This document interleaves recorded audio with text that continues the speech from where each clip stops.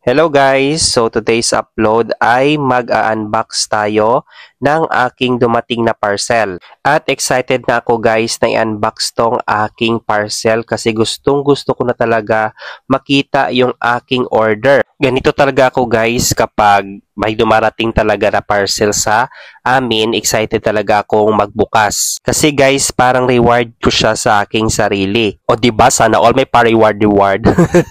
Pero anyway, balik tayo dito sa parcel na in-order ko. So, in-order ko to siya guys kasi need ko talaga ito kapag ako ay naglilinis ng aking motor. At saka para anytime kung madumihan talaga yung aking motorsiklo, syempre, dito ko na lang siya malilinisan or palinis dito sa bahay. O, diba?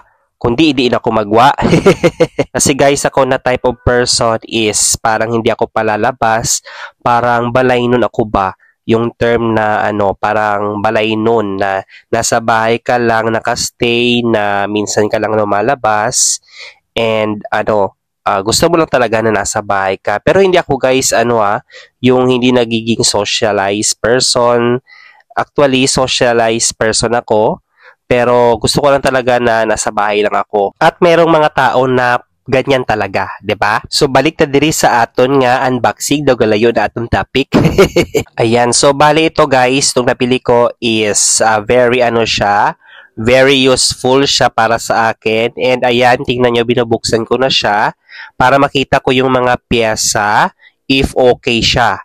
Ayan, so pagkabukas ko dito mga guys, medyo mahirap siya buksan kasi yung packing niya kasi is very hard. Tsaka parang safe na safe talaga yung pagkabalot sa kanya. So ayan na mga guys, at nakuha na natin yung kanyang bubble wrap.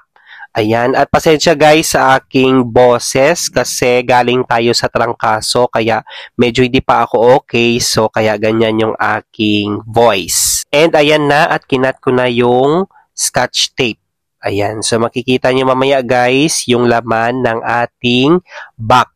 And magkakaroon din ako guys ng tutorial dito on how to assemble this useful thing na na-order ko. Ayan, para meron kayong guide kung kayo ay o-order, for example nito, if you want to clean your motorcycle or what.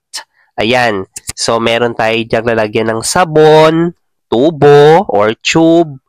Then, meron din tayo diyang, syempre di mawala yung ating pang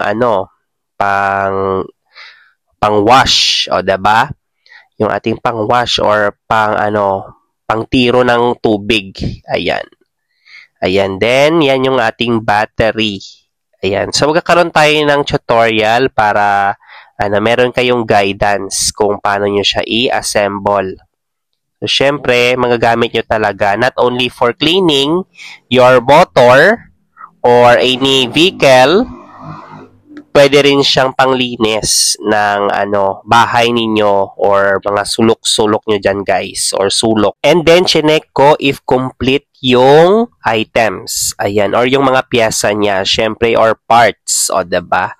So, ayan guys, at okay naman, at kumpleto naman siya. So, that's all mga guys. So, see you guys sa tutorial nito kung paano ikabit yung mga parts